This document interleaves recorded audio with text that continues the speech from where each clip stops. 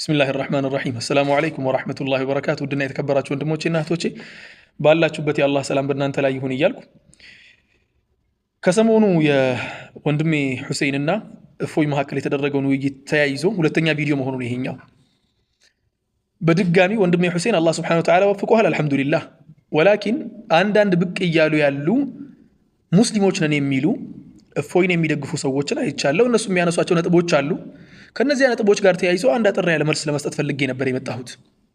በመጀመሪያ ደረጃ አላህ Subhanahu Wa Ta'ala ቁርአን ውስጥ ስለ ካፊሮች ሲናገር የነሱን ተግባር የሰራ ሙስሊምም ይልሐቁ ቢሂም ነው የሚባለው። ኩፍሩ ላይ ሳይሆን በሁክም ደረጃ የነሱን ተግባር የካፊሮችን ተግባር የሰራ ሰው ከነሱ ጋር አንድ አይነት ጎራ ነው የሚመደበው። እናንተ ስለ ወንድሜ ሁሴን አይደለም ያወራችሁ ያላችሁት ስለ አህሉ ሱነቲ ወልጀማዓ ከነብዩ ሰለላሁ ዐለይሂ ወሰለም ትክክለኛውን ዲን አልእስላምን እስካሁን ድረስ ያሸጋገሩትን ትውልዶችን ነው እየተቻችሁ ያላችሁት ማለት ነው። በአጠቃላይ ለእናንተ መልስ ለመስጠት ከእፎይ ጋር አንድ ጎራ መሆናችሁ ብቻ በቂ መልስ ነበር። ከእፎይ ጋር አንድ ጎራ መሆናችሁ በቂ መልስ ነው። ምን እየሰራችሁ እንደሆነ ከማጋር እየሰራችሁ እንደሆነ እኔ ወላሂ العظيم ምንም ነገር ከሆነ እንደ እፎይ ካለ ሰው ጋር የሚያግባባይ ነገር ካለ በዚያ ነገር ላይ ራሴን ቼክ ነው የማደርገው ተመልሼ ምን ሆኜ ነው ብዬ። የአቂዳ መስአላ ላይ ከእፎይ ጋር አንድ አይነት አቋም ካላችሁ በቂ መልስ ነው ያ። ለእናንተ መልስም አያሻችሁ። በተለይ ለሙስሊም ወንድሞቼና እህቶቼ ነብዩን ሌት ተቀን የሚሳደብ ግለሰብ ጋር አንድ አይነት አቋም ያላቸውን ሰዎች እነማን እንደሆኑ እንኳን ለያችሁ ለማለት ፈልጋለሁ። የመጀመሪያው ነጥብ ይሄ ነው። ሁለተኛው ነጥብ ደግሞ እኛ ሙስሊሞች ነን። መጽሐፋችን ቁርአናችን መጽሐፍ ቅዱስ አይደለም የሚጨመር የሚቀነስ። ቀሳውስቶች ተሰብስበው የፈለጉትን ነገር የሚጨምሩበት የሚቀንሱበት፣ ቀሳውስቶች መጥተው የሆነ ነገር ፈቅደው የሆነ ነገር የሚከለክሉበት እምነት የለንም። የኛ እምነት ዲን አልኢስላም ከአላህ ዘንድ ነው የተላከው። ያመጡልን ነብያችን ሰለላሁ ዐለይሂ ወሰለም ናቸው። እሳቸው ባመጡት መልኩ ቁጭ አድርገን እናስተምራለን፣ እንማራለን።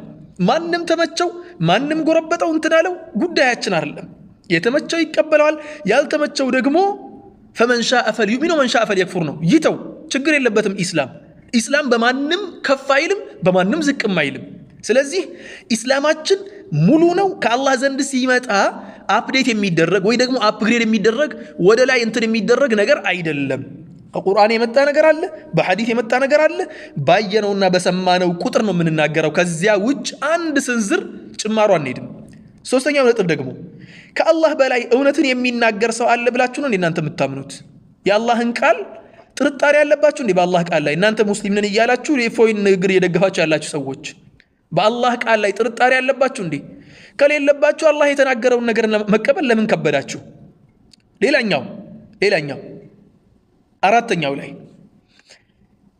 የአላህን ንግግር ማሳመር መሞከራችሁ ምን ማለት ነው? አይ እንዲህ ለማለት የተፈለገው እኮ እንዲህ ለአላህ ነው ማስተካከያ የምትሰጡት እናንተ አላህን ነው የምታስተካክሉት? ማን ስለሆናችሁ? ስለራሱ በቅጡ ማያግለሰብ ነው የአላህን ንግግር ማስተካከል የሚያምረው? አላህ ላይ በነገራችን ላይ ሌላ እምነት ውስጥ ሊቻል ይሆናል አላውቅም። አምላክ አድርገው የሚያስቡት ያስተማረውን አስተምህሮ ጳውሎስ መጥቶ ሲቀይር ማንም አልተቃወመም ጳውሎስን።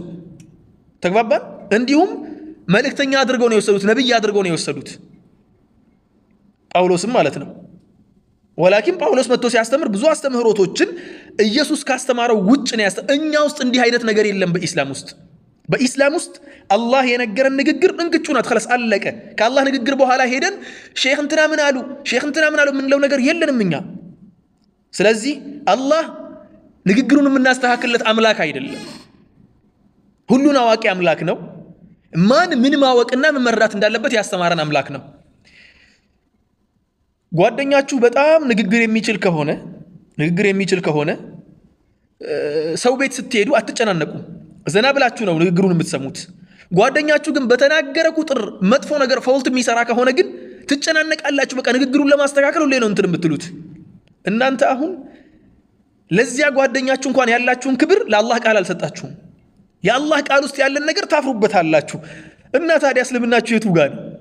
በአላህ ቃል የምታፍሩ ከሆነ የአላህን ሲፋ ቁርአን ውስጥ ያለውን ሐዲስ ውስጥ የተነገረውን ነብዩ የተናገሩትን ነገር የምታፍሩበት ከሆነ ለጓደኛችሁ እንኳን የምትሰጡትን መተማመን የምትሰጡትን ክብር ለቁርአንና ለአላህ ቃል ለመልእክተኛው ቃል የማትሰጡ ከሆነ ምኑ ጋር ነው ኢስላማችሁ?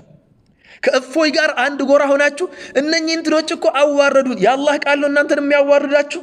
እንደዚያ ከሆነ እውነትም ውርደታም ናችሁ ማለት ነው። እውነትም እየተከተላችሁ ያላችሁት የአላህን ቃል አይደለም ማለት ነው። ተግባባን? ሌላኛው አምስተኛው ነጥብ ደግሞ ለነብዩ ያላችሁ ንቀት ግን እንዴት እዚህ ደረጃ ሊደርስ ቻለ? የነብዩ ውዴታ ስትሏል ነበር እንዴ? ለነብዩ ያላችሁ ንቀት እንዴት ለዚህ ደረጃ ደረሰ? መጀመሪያ ላይ ነብዩ ሰለላሁ ዐለይሂ ወሰለም 23 ዓመት ሲያስተምሩ ኡማውን ዋሽተውት ነበር ነው እያላችሁን ያላችሁት እናንተ። ነብዩ ኡማውን ዋሽተውት ነበር በእናንተ አስተምህሮት። እናንተ የኢስላምን ስም እየተናገራችሁ ከእፎይ ጋር አንድ ጎራ ላይ የቆማችሁ ነብዩ ኡማውን ዋሽተውት ነበር፣ አታለውት ነበር ወይ? 23 ዓመት ከነብዩ ሰለላሁ ዐለይሂ ወሰለም ስር ቁጭ ብለው የተማሩት ሰሃቦቻቸው ሲያስተላልፉልንና ሲያስተምሩን ስለ ሲፋ ጉዳይ ቁጭ አድርገው አስተምረዋል። ከሰሃቦች መካከል ማስተባበልን ያስተማር አንድ ሰሃቢ የለም። ኢላ ሌላ ንግግር የተፈለገበትን ሲፋ ግን እዚያው በተፈለገበት ቦታ ላይ በተፈለገው መልኩ ተፍሲር ላይ አስተምረዋል ሰሃቦች። እና ታዲያ እናንተ ነብዩ ሰለላሁ ዐለይሂ ወሰለም እያታለሉ ነው ብላችሁ ነው የምታስቡት? ነብዩ ሰለላሁ ዐለይሂ ወሰለም 23 ዓመት ሲያስተምሩ። ሁለተኛ ነገር አላስተባበሉም ካላችሁ ነብዩ ሰለላሁ ዐለይሂ ወሰለም ታዲያ አገላለጽ ቸግሯቸው ነበር? መናገር ከብዷቸው የሚናገሩበት ጠፍቷቸው እናንተ እያስተካከላችሁላቸው ነብዩ ሰለላሁ ዐለይሂ ወሰለም? ነብዩ እኮ ኡቲየ ጀዋሚዐል ከሊም እኮ ነው። ማንም በዚህ ምድር ላይ የተፈጠረ ሰው የነብዩን ሰለላሁ ዐለይሂ ወሰለም ያክል ንግግርን ማብራራት ቀጥ አድርጎ ማስተማር የሚችል ሰው የለም። አላህ አሟልቶ የሰጣቸው ትልቅ ባሪያ ናቸው።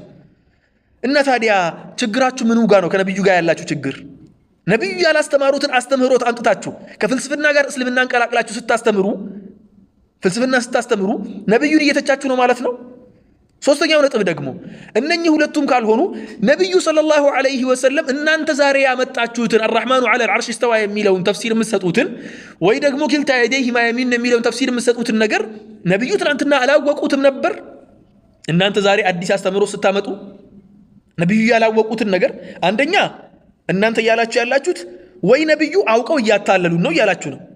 የእናንተ ንግግር አንድምታው ማለት ነው። ሁለተኛ ነገር ደግሞ ወይ ደግሞ አገላለጽ ቸግሯቸው ነብዩ ሰለላሁ ዐለይሂ ወሰለም ካነ ሚን አፍሰህ الناس ሰለላሁ ዐለይሂ ወሰለም ከሰው ልጆች ከተገለጹት ከሰው ልጆች ከመጡት ነቢያቶች መካከል ነገሮችን በመግለጽ ወደር የለው ነብዩ ሰለላሁ ዐለይሂ ወሰለም በንግግር ምርጡ ነብይ ነበሩ። ያንም ያህል ነብይ 23 ዓመት ሰሃቦችን ሲያስተምር እናንተ አሁን ያስተማራችሁትን አንድ ነገር አላስተማረም። ሌላኛው ደግሞ ነብዩ ሰለላሁ ዐለይሂ ወሰለም አያውቁትም እያላችሁ ነው ወይ? ሶስተኛው ነጥብ ከነብዩ ጋር ያላችሁ ችግር ምንድነው? እሳቸው ካላወቁት እናንተ ከየት አመጣችሁት ታዲያ? እሳቸው ካላስተማሩት እናንተ ከየት አመጣችሁት? አስተማሩት ካላችሁ ሃቱ ቡርሃነኩም አስተምረዋል እንደ የእናንተን ካላችሁ ነዓም ናእቲኩም ቢቡርሃን በአሐዲቶች እንመጣላችኋለን። ሲጀመር ኢንካር እያደረጋችሁ ያላችሁት አሐዲቶችን አይደል እንዴ ሲጀመር ከመሰረቱ። ስለዚህ ከነብዩ ጋር ያላችሁ ችግር ምንድነው? ነብዩ ሲባል እንትን ከበሮ ሲመታ ብቻ ነው ነብዩ ትዝ የሚሏችሁ? ሽርክ ሲሰራ ቢድዓ ሲሰራ ብቻ ነብዩ ትዝ የሚሏችሁ? የነብዩ ፍቅር ፍየል ወዲያ ቅዝምዝም ወዲህ እንደሚባለው የነብዩ ፍቅር ሌላ ቦታ፣ እናንተ ያላችሁት ሌላ ቦታ። ነብዩን ማፍቀርና መውደድ እሳቸው ማክበር ነው። ስላከበርናቸው ነው እሳቸው ያሉትን አንድ ነገር ሳንቀንስ የምንቀበለው። ሌላኛው ነገር ደግሞ ወንድሜ ሁሴይንም ይሁን ማንም ሰው አህሉ ሱነቲ ወልጀማዓ የሆነ ሰው የኢማሙ ማሊክን ንግግር ነው የሚነግራችሁ። እሱ ምንድነው? ማለም የኩን የውመኢዝን ዲነን ፈለን የኩን አልየውመ ዲና ማለም የኩን የውመኢዝን ዲነን ፈለን የኩን አልየውመ ዲና። ነብዩ ያላስተማሩት ሰሃቦች ያላስተማሩት እስልምና ሊሆን አይችልም። አለቀ ቋጭ ነው ማለት ነው። በስተመጨረሻ ደግሞ እኛ አህሉ ሱነቲ ወልጀማዓ ነን ስንል እየቆነጠርን እዚህ ጋር ወስደን ይመቸናል፣ እዚህ ጋር እየጣልን እዚህ ጋር እንትን እያደረግን አይደለም። ላ ከላይ እስከ ታች ድረስ አህሉ ሱነቲ ወልጀማዓ ነን። ነብዩ የተናገሩት ንግግር ከላይ እስከ ታች ድረስ አላህ የተናገረውን ቃል ማክበር መከተል በደንብ አድርገን መተግበር እንጂ ችግር የለብንም። ይሄ ይታወቅልን። በስተመጨረሻ የእፎይ ደጋፊዎች ጎራችሁ በደንብ ስለለየላችሁ ሙስሊሙ ኡማም በፊት እንኳን እናንተ ላይ ትንሽ ውዥንብር የተፈጠረበት የእናንተ ምህነታውን በደንብ ተረድቷል። እፎይን ሙስሊም ወንድማችሁ ላይ የምትደግፉ ከሆነ ምን ያህል መሄድ እንደምትችሉ በነገራችን ላይ አንዳንድ መስአላ ላይ ትገናኛላችሁ ከነሱ ጋር፣ አንዳንድ መስአላ ላይ ትደጋገፋላችሁ። በእርግጠኝነት ከእፎይ አስተምህሮት ጋር አንዳንድ መስአላ ላይ ትደጋገፋላችሁ። አውቃለሁ ይሄን ይመስላል። ወላሁ አዕለም። አላህ ይጠብቃችሁ።